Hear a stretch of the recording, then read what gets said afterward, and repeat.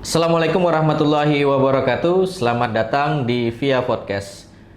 Via Podcast merupakan channel yang akan membahas masalah bisnis dan startup, di mana ini merupakan ruang kolaborasi bagi kalian yang mempunyai bisnis di bidang startup, bisa memperkenalkan bisnisnya kepada khalayak ramai lagi. Bagi rekan-rekan sekalian yang ingin datang ke sini, silahkan mampir ke Via Workspace yang beralamat di Jalan Sultan Adam, Banjarmasin Utara, tepatnya di samping Homes Cafe.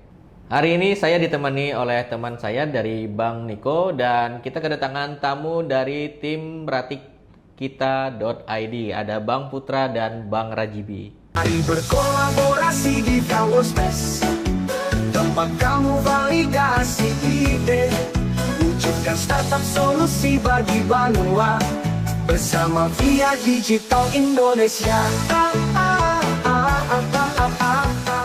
Oke, gimana kabarnya nih? Baik, alhamdulillah. Oke, Bang Rajibi gimana kabarnya? Alhamdulillah baik. Perjalanan jauh ya menuju Banjarmasin. Lumayan lah. Oke. Jadi dengar-dengar kabar nih, ini tim Rakitika ini startupnya udah berapa lama nih? Kurang lebih 3,5 tahun. Oke, mungkin bisa diperkenalkan dulu dari Bang Putra dan Bang Rajibi, perkenalan diri, posisinya di startup sebagai apa gitu. Oke. Baik, saya sendiri kebetulan mulai di Saputra, asli Hulu Sungai Tengah, dan kebetulan yang pemegang aplikasi di lapangan menjalankan bank sampah tersebut. Perkenalkan, nama saya Muhammad Zuhdi Rajibi. Untuk di ratikita.id kita memegang digitalisasi pada bank sampah atau pengembangan aplikasi. Oke, di rakitika.id ini timnya ada berapa banyak Bang? 4 orang. 4 orang. Semuanya itu dari Hulu Sungai Tengah juga? Semuanya dari Hulu Sungai Tengah, namun berbeda-beda pelaksanaan di lapangan. Oke, berarti untuk skup atau zonasi ini yang sudah dilayani oleh Rakitika ini tidak hanya di Kabupaten Hulu Sungai Tengah saja ya? Betul, paling jauh nasabah kami Provinsi Kalimantan Tengah, tepatnya adalah Kota Tamiang Layang, di area Kalimantan Selatan, Banjarbaru, dan Tabalong. Oke, Tabalong. Dan tersebar juga di Sebenua 6, tepatnya adalah di Hulu Sungai Tengah dan kabupaten tetangga. Oke, kalau dari Rakitika ini tadi ada kata nasabah. Nasabah itu apakah orang pengguna aplikasi atau gimana itu nasabah ini? Yes, customer pengguna aplikasi bank sampah kami, yang dimana sampah tersebut ditukar, dibarter, dan dijadikan nilai ekonomis berbentuk uang di aplikasi Ratikita ID. Oke, sangat menarik ya. Jadi ini ada peluang dari masyarakat yang kebetulan mempunyai kesadaran untuk dalam artian membuang sampah pada tempatnya, dan lebih tepat lagi kalau membuang sampahnya ke rakitika.id nih, jadi uang ya Bang ya. Iya. Kalau untuk sampahnya sendiri itu yang bisa dikonversi dalam nilai uang itu apakah semua jenis sampah nih Bang? Eksis sekarang kami berjalan 3,5 tahun. Ada sampah kategori plastik kurang lebih 5 item, kategori kertas kurang lebih 10 item, logam kurang lebih 9 item, minyak jelantah, dan besi buruk atau logam. Jadi kriterianya kurang lebih eksis sekarang 32 item yang bisa coba kami terima di Ratikita ID atau di gudang bank sampah kami yang bernilai ekonomis. Kalau untuk jangkauan dalam artian yang jenis sampah nih yang paling banyak saat ini masuk ke Rakitika ini, jenis sampah yang mana nih Bang dari masyarakat? Plastik tertinggi, kemudian peringkat kedua adalah kertas, peringkat ketiga adalah minyak jelantah atau minyak lanjar, minyak goreng bekas. Oke, mantap nih, salah satu solusi yang ada di Kalimantan Selatan ya. Dan dengar-dengar kemarin baru ikut kompetisi di instansi ya, Bank Indonesia, Kanwil Kalimantan Selatan, dan meraih juara 4 ya. Itu boleh ini mungkin teman-teman di startup di Banjarmasin dan Banua mungkin pengen tahu juga, kemarin ikut kompetisi Green Innovation ya. Iya, dari Bank Indonesia. Dari Bank Indonesia. Mungkin bisa dijelaskan perjalanannya. Baik, pertama kami ucapkan appreciate dan terima kasih kepada Bank Indonesia terutama daerah regional Kalimantan yang mewadahi bagaimana cara mereka menyeleksi, menumbuhkan serta menggait seluruh pelaku usaha-usaha yang mempunyai inovasi kemudian gagasan yang bertransisi ekonomi hijau atau berwawasan ramah lingkungan. Tentunya kami appreciate dan kebetulan kami juga menjalankan secara usaha sampah, modernisasi, digitalisasi, platform yang menggunakan smartphone, berfokus dalam pelayanan daur ulang sampah, berwawasan lingkungan, dan tepat juga kami mau nggak mau harus ikut nih dari event kali ini untuk menambah perjalanan kami di lapangan, perjalanan kami untuk menceritakan ke semua stakeholder, semua pengguna masyarakat bahwa kami hadir di area Kalimantan Selatan atau di Pulau Kalimantan. Dan kebetulan kami diberikan rezeki, alhamdulillah dari peserta kurang lebih 500 peserta tersebar dari perwakilan beberapa kota seluruh Indonesia. Kalimantan Selatan, Kabupaten Hulu Sungai Tengah meraih juara 4 dari total peserta 500 tersebut. Dan tentunya kami juga bersyukur dan masih merasa kurang, masih pengen belajar. Kenapa kami nggak juara yang paling tinggi atau juara 1? Itu harapan kami di kedepannya. Oke, mantap nih. Jadi kita jadi penasaran nih bagaimana lebih dalam lagi atau lebih jauh lagi mengenai Rakitika. Teman-teman juga mungkin penasaran apa itu Rakitika. Nah, mungkin di startup itu kan biasanya kalau presentasi itu bisa dinamakan pitch deck. Nah, ini salah satu startup yang akan mempresentasikan pitch deck-nya. Mungkin kita persilakan untuk Rakitika untuk mempresentasikan pitch deck dari Rakitika. Baik, coba kami presentasikan Ratikita ID dari 2 padanan kata. Ratik adalah sampah, kita adalah kita semua.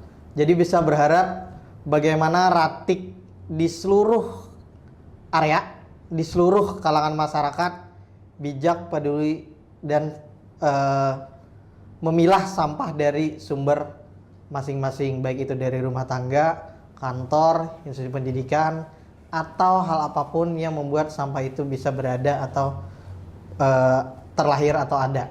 Kemudian kita lanjut, background yang coba kami sampaikan, kenapa Ratikita berhadir. Poin pertama adalah penerapan peraturan pemerintah, tepatnya adalah Undang-Undang Nomor 18 Tahun 2008, kemudian Undang-Undang Nomor 13 Tahun 2012, terakhir adalah PP Nomor 27 Tahun 2020 tentang pengelolaan sampah. Kemudian kami lihat perkembangan dunia bagaimana 5 negara penyumbang sampah plastik terbesar, dan kebetulan ini adalah miris Indonesia di peringkat 5 penyumbang sampah plastik terbesar. Walaupun nomor 1, 2, 3, dan 4 China, Amerika Serikat, Brazil, dan India, namun tetap menjadi miris karena kita berada di Kesatuan Negara Republik Indonesia yang masih di peringkat 5 terbanyak atau terburuk penyumbang sampah plastik terbesar dunia. Ditambahkan bagaimana 5 tahun ke belakang, tepatnya dari 2019, 2020, 2021, 2022, dan 2023, sampah di Indonesia tidak turun, tidak berangsur baik, bahkan mengalami kenaikan. Dari 32 juta di 2019, naik 33 juta di 2020, 2021, 2022, posisi zaman COVID-19, sampah tersebut mengalami naik drastis menjadi 35 dan 37 ton. Terakhir 2023 walaupun turun sedikit 30 ton, 30 juta ton sampah, namun masih menjadi problematika yang belum terselesaikan di seluruh Indonesia atau di seluruh pelosok provinsi Indonesia. Dan terakhir, bagaimana terbatasnya informasi dan edukasi mengenai akses rantai daur ulang sampah. Kebetulan kami lihat data bank sampah induk atau bank sampah yang mengelola bank sampah, bagaimana dia menyalurkan daur ulang, memilah. Di Indonesia kurang lebih 288 dan bank sampah unit banyak, kurang lebih unit di seluruh Indonesia. Dan ini sangat miris, walaupun bank sampah induk dan bank sampah unitnya banyak, namun sampah belum terselesaikan sampai sekarang atau tidak mengalami pengelolaan yang baik di seluruh provinsi Indonesia. Next slide. Dan ini nih yang sangat miris, sampah diproduksi setiap hari tidak berhenti. Walaupun kita tidur, walaupun kita nongkrong, walaupun kita dimanapun, sampah dihasilkan setiap hari. Kita baca data di Kalimantan Selatan per hari menghasilkan sampah kurang lebih 800.000 ton. Satu hari saja kalau kita tidak kelola, besok harinya akan naik dari 800 menjadi 2 kali lipat. Besok harinya lagi menjadi 3 kali lipat. Jadi tumpukan di TPA, tempat penugasan akhir, tersebar dari seluruh Kabupaten A, Banjarmasin, Banjarbaru, sampai hulu Sungai Tengah atau Benua 6, itu TPA-nya makin menumpuk dan makin banyak. Dan ini adalah problematika yang tidak terselesaikan sampai sekarang, yang sangat signifikan. Kemudian pekerja informal, bagaimana tim pembersihan, tim pasukan-pasukan yang melakukan pembersihan itu bekerjanya tidak efektif, berisiko tinggi, dan pekerjaan tidak layak, terpapar secara kesehatan, dan terpapar bagaimana mereka tidak bekerja sesuai harapan. Namun mau nggak mau dia tetap harus lakukan karena mencari pekerjaan yang sulit, dan mudah-mudahan ini menjadi pekerjaan yang halal amal jariah bagi teman-teman pembersihan atau teman-teman yang pegiat lingkungan peduli sampah. Visi misi Ratikita ID berhadir. Bagaimana goals kami, tujuan kami adalah platform digital pengelolaan sampah modern yang berbasis ramah lingkungan dalam pengembangan teknologi yang efektif, efisien, atau tepat guna dengan sesuai kebutuhan masyarakat semua kalangan, baik itu kalangan terbawah, sedang, super kaya, dan sangat kaya.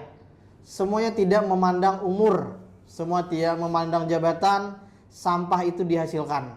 Dan miris, orang yang berpendidikan rendah, berpendidikan tinggi masih ditemukan buang sampah sembarangan. Dan itu hal yang menjadi problematika kita di lapangan. Ayo kita bergerak, ayo kita peduli.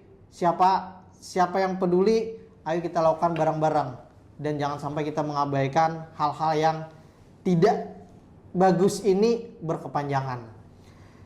Dari visi atau goals tadi, kami memiliki tujuan dan misi kami ada 3 poin. Bagaimana kami di Environment menjadikan platform kami Ratikita ini dalam pengembangan pengelolaan sampah modern berbasis aplikasi smartphone untuk bisa digunakan seluruh pegiat, pengelola, serta bank sampah di seluruh Indonesia, sehingga memudahkan akses semua tempat dan transparansi semua kegiatan atau semua pengelolaan bank sampah itu sendiri. Jadi kami mempunyai niat mudah-mudahan bisa membantu menolong pegiat bank sampah, pengelola bank sampah yang sudah ada. Kita mudahkan secara aktivitas pendataan data, kemudian transparansi harga, dan pelayanan terhadap konsumen yang lebih tepat guna atau lebih nyaman. Kemudian yang kedua, bagi masyarakat menambah ilmu dan berkontribusi tentang bagaimana cara pilah sampah dari rumah, kantor, perusahaan yang bernilai ekonomis dan bisa didaur ulang. Semua kalangan masyarakat, ada masyarakat yang sudah peduli, ada yang masyarakat belum peduli. Dan yang belum peduli inilah kita edukasi, kita tambahkan ilmu bahwa sampah tersebut jangan sampai dibuang, padahal dia bernilai ekonomis. Terakhir, mendukung pemerintah dalam pengelolaan sampah dari sumber awal masyarakat sampai berakhir di TPA dalam mewujudkan Indonesia Emas 2045. Tentunya presiden kita yang sekarang atau di kedepannya nanti mempunyai tujuan yang sama, bahwa Indonesia Emas 2045 harus mau nggak mau secara generasi siap. Kemudian ada 3 perubahan perilaku yang kami inginkan, dan kebijakan pemerintah pun juga hal yang inilah yang diinginkan. Bagaimana tumpukan sampah di TPA ini akan mengalami kurang, karena perubahan perilaku dari masyarakat itu sendiri melalui bank sampah, pegiat sampah, pengelola sampah. Sampahnya sudah dipilah dan dikumpulkan masing-masing dari rumah, disetor ke bank sampah atau disetor ke pelayanan sampah yang bernilai ekonomis untuk dikirim ke pabrik daur ulang. Pabrik daur ulang bisa memproduksi bahan mentah atau bahan baku kembali dari sampah yang sudah dikumpulkan karena melalui proses daur ulang, sehingga bisa mengurangi atau menghindari penebangan pohon untuk menghasilkan kertas baru. Bagaimana sih perjalanan Rati kita sampai sekarang? Dari awal mula berdiri sampai sekarang kita sudah memiliki kurang lebih 6.200 nasabah yang bergabung di Rati kita. Jadi kami mulai merintis bank sampah pada awal tanggal 1 Januari 2021. Dengan banyaknya halangan dan rintangan, kok mau sih mengelola sampah? Beberapa orang memandang sebelah mata, gak ada uangnya, mau berigat-rigat atau mau kotor itu, gak ada uangnya. Kenapa mau sih anak muda mengelola sampah? Padahal seperti yang kita tahu bahwa luar biasa perputaran nilai ekonomi sirkular di sini. Jadi dari awal mula Januari tadi kita berjalan merintis bank sampah, kurang lebih 14 hari berjalan dengan banyaknya halangan dan rintangannya. Bank sampah kami khususnya atau Kalimantan Selatan lebih tepatnya pada Januari 2021 tanggal 14 itu terkena musibah banjir bandang. Salah satunya terdampak bank sampah kami yang awal mula berdiri tadi dengan banyaknya halangan dan rintangan. Di awal mula berjalan kita hanya memiliki kurang lebih 3 orang nasabah. Itu promosi door to door, mau gak bergabung ke bank sampah? Mau gak? Kita dapat 3 orang, berjalan waktu kurang lebih 9 bulan, kita ada sekitar 150 nasabah aktif yang bergabung di bank sampah. Untuk kedepannya kita mencoba membicarakan inovasi atau ide-ide apa sih yang bisa menarik atau biar semua kalangan terjamah untuk bank sampah ini, karena kita memang di bank sampah ini memang memiliki nilai ekonomi yang sangat tinggi karena di sana ada habit atau kebiasaan. Nah, kurang lebih September kita memiliki dari tiga orang nasabah tadi. Dari awal mula berjalan waktu 9 bulan, ada sekitar 150 nasabah. Kita coba mendigitalisasi yang awal mula konvensional, bank sampah ini kita jalankan. Lalu 11 November 2021 kita coba launching aplikasi yang kita beri nama ratikita.id tadi. Di sana kita launching, per sekarang kita alhamdulillah terima kasih banyak kepada seluruh masyarakat atas antusiasme dan tanggapan luar biasa sangat positifnya. Sampai sekarang kita sudah memiliki kurang lebih 6.288 nasabah. Di sini mengenai bagaimana sih gambaran aplikasi Rati kita. Nah, di sini ada halaman awal. Di sana kita nasabah bisa mengecek saldo mereka. Yang dulunya kita pencatatan di kertas, yang sangat rawan itu, apalagi bank sampah itu terkena air hujan, terkena apalagi banjir tadi, atau itu ada resiko kehilangan data dari nasabah. Nasabah pun tidak dapat secara real time untuk mengecek berapa sih saldo yang sudah dikumpulkan. Karena pada dasarnya di bank sampah ini sedikit-sedikit lama-lama jadi banyak. Di sana kita bisa men-tracking berapa kali setoran, berapa saldo yang sudah disetor. Jadi di sana ada riwayat transaksi juga. Mungkin data beberapa tahun ke belakang pun bisa kita lihat di aplikasi. Di sana ada mungkin contohnya ada botol bersih itu 1 kg, setor nabung dan lain sebagainya. Insya Allah terekap rapi di aplikasi ratikita.id, kita digitalisasi. Nah, di sini yang menarik. Ternyata di aplikasi ratikita.id itu ada harga setoran terkini atau pantau harga. Di sana ternyata di harga sampah ini memiliki nilai yang sangat cepat naik turunnya. Jadi di sana selain banyak kategori jenis item sampah, memiliki nilai yang naik turun lagi. Di sana ada contohnya kategori kertas, logam, plastik, dan lain sebagainya. Dalam kategori itu, memiliki beberapa jenis turunan lagi dalam kategori itu. Nah, contohnya ada kertas. Di kertas itu memiliki jenis turunan seperti kertas HPS, kertas buram, kardos, kertas doplek. Itu memiliki nilai yang naik turun, memiliki nilai yang berbeda-beda satu sama lain, bukan dalam satu kategori kertas saja, cuma beberapa terbagi menjadi jenis lagi. Lalu di plastik ada kategori plastik memiliki jenis yang berbeda lagi, ada gelas bening bersih, gelas bening kotor, botol bersih, dan lain sebagainya. Karena pada prinsipnya tadi kategori kertas dikumpulkan kembali didaur ulang menjadi kertas lagi. Kardus dikumpulkan kembali didaur ulang menjadi kardus lagi. Sama seperti plastik, kita pisahkan, kita pilah dari rumah, dikumpulkan kembali didaur ulang jadi biji plastik lagi. Tentunya kita mengurangi, mungkin dari kertas kita mengurangi penebangan pohon. Kalau plastik kan pada dasarnya, bahan dasarnya yaitu minyak bumi. Jadi yang sudah kita buat yang masih bisa kita pakai kembali untuk diputar atau ekonomi sirkular di sana. Jadi kertas kembali ke kertas kita kumpulkan yang sudah tidak terpakai. Nah, di sana kita di ratikita.id kita bisa mengecek potasi transaksi juga, mungkin seperti yang dibilang tadi bahwa transaksi beberapa tahun ke belakang pun bisa kita cek di aplikasi Ratikita. Jadi jangan khawatir mengenai transparansi data. Di sini kita memang setransparan itu di aplikasi data transaksi beberapa bulan atau tahun kemarin. Jadi di sini ada juga fitur top nasabah. Nah, di sana kita bagi, ada top saldo, ada top transaksi. Di sana biasanya naik turun tuh secara real time instansi atau nasabah yang mana memiliki saldo terbanyak, nasabah yang mana memiliki transaksi terbanyak. Yang menarik di sini bahwa nasabah kami ada yang sudah mencapai 70 juta rupiah tabungannya cuma dari sampah yang dulunya dibuang secara cuma-cuma mending jadi uang. Jadi gitu sedikit gambaran.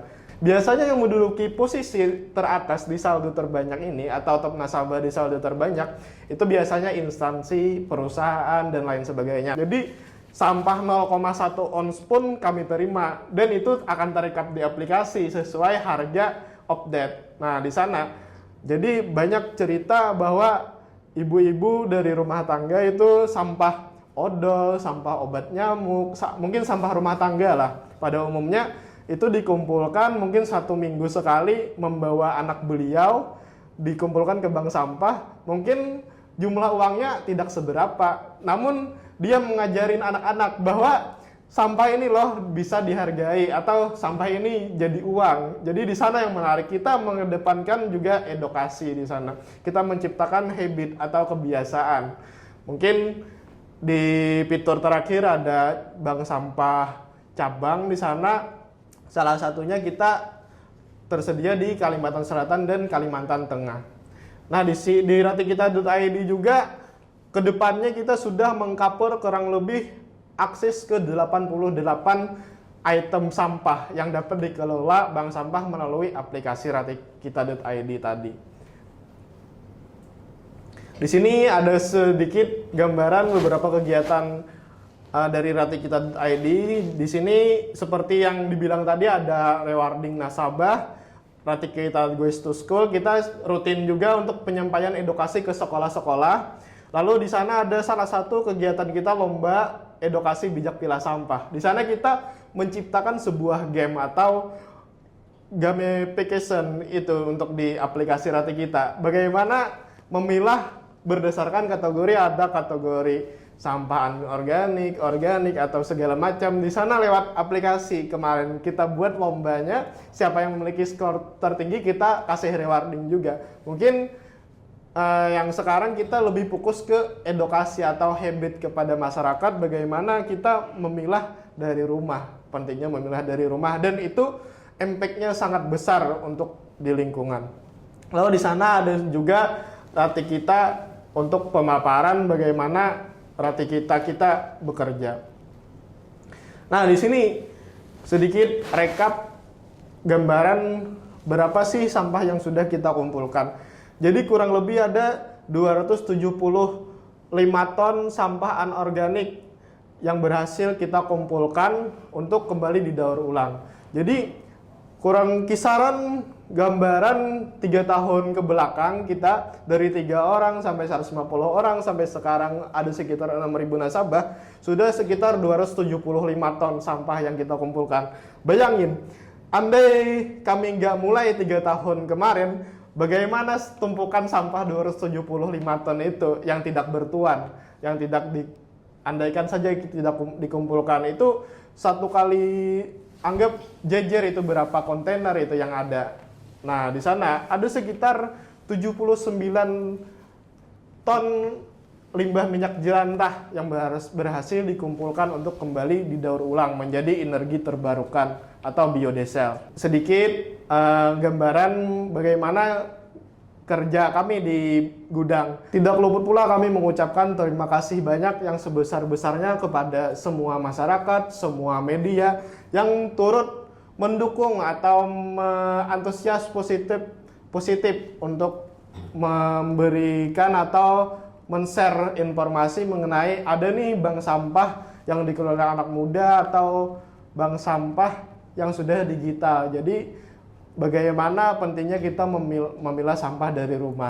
Oke, mantap teman-teman roti kita, pitch deck ya atau presentasi bisnis dari roti kita udah dijelaskan. Nah, mungkin kita tanya-tanya singkat ya. Ada pertanyaan dari Instagram, Bang Mahyudi. Oke, tadi kita coba cek di Instagram. Ini ada dari @muhammad77 ya. Jadi pertanyaannya, how to change the habit of Indonesian people who like to throw rubbish carelessly. Jadi bagaimana cara mengubah nih habit dari masyarakat Indonesia ini untuk membuang sampah lebih peduli lagi gitu, Pak. Ini sebenarnya sama sih kasus yang kita alami di mana-mana, itu hampir dari mana-mana. Karena kan sebenarnya pemerintah itu sudah menyediakan yang namanya tempat pembuangan sampah dan lain sebagainya. Cuman problemnya yang paling besar itu ya ada tadi di habitnya, ada yang buang sampah sembarangan ke sungai dan lain di mana-mana. Mungkin bagaimana nih Bang cara merubah habit itu tersebut? Oke, perjalanan kami bagaimana memberikan contoh terhadap apa yang kami lakukan. Secara pemerintah pastinya sudah mendukung, sudah mewadai, baik itu kebijakan, regulasi, tempat sampah, tapi masih ditemukan orang masih membuang sampah sembarangan. Dari semua kalangan umur, dari semua kualifikasi pendidikan, tidak memandang bulu dan masih ditemukan. Itu masih PR di kami juga, namun kami tetap berjuang. Dalam artian kami berjuang, kami memberikan kontribusi kami diri sendiri, bagaimana kami menjadi role model terhadap diri sendiri. Bagaimana kami harus kuat mental, kuat fisik, dan kuat apapun cemoohan dari masyarakat. Yang diceritakan Ading Judi Rajibi, pada saat kami membuka bank sampah, kami sering diremehkan, dikucilkan. Ngapain anak muda mengelola sampah yang tidak ada uang, tidak ada ujung-ujungnya, tidak ada untung-untungnya, menjijikan, kotor. Pandangan masyarakat umum sangat kami rasakan, mengganggu psikologis kami, mengganggu mental kami pada awalnya. Namun kami kembali ke diri masing-masing, ke diri kami. Kami pengen berkontribusi terhadap diri sendiri sebagai amal jariah kami diri sendiri, karena kami membantu menyelamatkan lingkungan dengan peduli sampah. Jadi role model itu kembali ke diri sendiri. Kemudian mempengaruhi orang, mempengaruhi masyarakat yang lain, nasabah kami yang tentunya kami perlu perjuangan terhadap orang-orang tokoh adat, tokoh masyarakat, tokoh agama, serta pimpinan tertinggi di sebuah wilayah. Pemerintah jelas sudah mentitahkan, ayo kita bijak pilah sampah mulai dari zaman dulu. Namun kita anak muda harus berkontribusi sedikit atau kecil untuk mempengaruhi tokoh adat, tokoh agama, atau pemimpin wilayah. Contoh, kami masuk ke pendidikan. Dunia pendidikan kurang lebih 41 sekolah kami kerjasama. Bagaimana kami mempengaruhi, menyamakan pola pikir atau mindset dari seorang kepala sekolah. kepala sekolah udah sama pola pikir ke semua dewan guru dari sekolah itu tersebut. Baru dewan guru kami rangsang untuk menularakan terhadap mengajak ke siswa-siswi atau murid-muridnya. Terserah strategi dari sekolah, namun banyak strategi yang lumayan tepat. Contohnya, sekolah mengimbau, mengajak siswa-siswi di sekolah itu sendiri yang menjadi nasabah kami atau mitra kami sekolah tersebut, ayo anak-anak, minggu pertama kita bawa plastik, sampah plastik dari rumah masing-masing secara sukarela. Topik minggu kedua kertas atau kardus, minggu ketiga logam atau wasi buruk, minggu keempat minyak lanjar. Ternyata rantai edukasi setelah kami edukasi kepala sekolah, dewan guru mengajak siswa, orang tua murid mau nggak mau terenyuh atau tersadar. Ada yang pro, ada yang kontra. Pro, oh bagus nih, sekolah sudah mulai menghimbau, mengedukasi sejak dini agar membentuk anak-anaknya secara moral atau secara perilaku beradab mulai dari kecil. Buang sampah pada tempatnya dan sampah itu menjadi nilai ekonomis bisa ditukar dengan uang. Yang kontra ini adalah bagaimana sekolah bisa menyampaikan terhadap orang tua tersebut bahwa ini walaupun tidak ada di kurikulum pendidikan, tapi ini adalah salah satu yang tidak lepas dengan berkehidupan adab dan moral yang baik. Alhamdulillah, setelah orang tua yang marah-marah tadi sadar, dia mulai sadar, tobat, menjadi nasabah kami.